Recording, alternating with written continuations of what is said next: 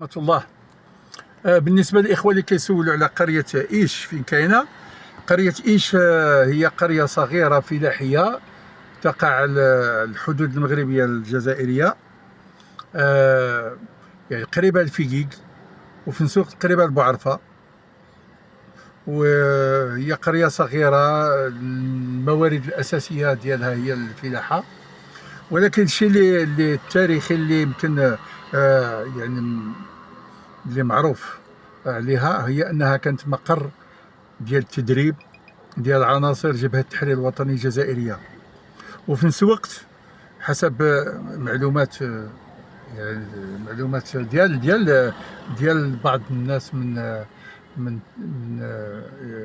يعني اللي أرخوا الثورة الجزائرية، أنها كانت مقر كذلك ديال الاتصالات، حيث أنها يعني بجانبها بعض الجبال، وهذيك الجبال كانت يعني شبه معزولة إلى درجة أن الطيران الفرنسي ما يستطيعش يعني يرصد الاتصالات ولا يعني وسائل الاتصال اللي كيشتغلوا بها الثوار الجزائريون آنذاك. ويمكن كان فيها مستشفى كذلك ديال الثوره الجزائريه. وفي الوثائق الجزائريه المعروفه ديال بعض الناس اللي كانوا في الثوره واللي كتبوا مذكرات ديالهم، ان واحد العدد ديال المناضلات الجزائريات اللي كانوا كيتمرنوا على يعني التدريب على التدخلات الطبيه والعلاجيه كانوا يدربوا من تما، ومن تما كانوا في الغالب يعني يتسللون الى التراب الجزائري المحتل انذاك من طرف فرنسا.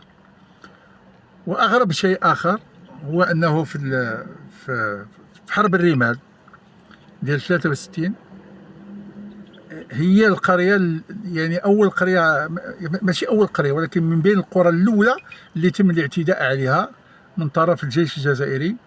واحد الوحده جزائريه كان يقودها واحد ضابط جزائري صغير اعدم من طرف هواري بومدين، سميتو شعباني، كان يلقب بالعقيد شعباني. هذا قاد واحد الوحده جزائريه في الاعتداء على قريه ايش التي آوت الثوره الجزائريه.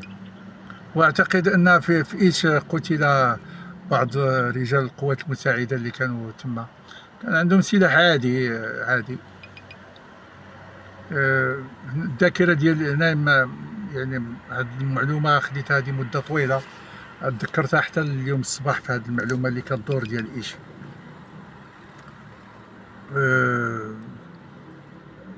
تعد انذاك يعني من القصور اللي كانت محسوبه مع بني ونيف، محسوبه على فيكيك رغم انها بعيده شويه على فيكيك، كانت محسوبه من القصور يعني التابعه لفيكيك رغم بعدها، بحال بني ونيف، رغم ان بني ونيف مجاوره لفيكيك. هذا باختصار شديد، بطاقة مختصرة عليها. ولكن المعلومة اللي بغيت نعطيها في هذا الفيديو هو أنها آوت الثورة الجزائرية، وأول مكان اعتدي عليه أو من بين الأمكنة الأولى اللي تم الاعتداء عليها من طرف جنود الثورة الجزائرية هي هذه القرية. وهي القرية اللي هي يعني المؤذنين المغاربة اللي كيأذنوا في الصلوات في المغرب. أول مؤذن يصدح بلا إله إلا الله محمد رسول الله هو المؤذن اللي في إيش، حيث أنها أول نقطة تقام فيها الصلاة في المغرب، وأعتقد أول نقطة كذلك تشرق فيها الشمس، أول نقطة مغربية تشرق فيها الشمس. إذن هذه باختصار شديد، والسلام عليكم ورحمة الله.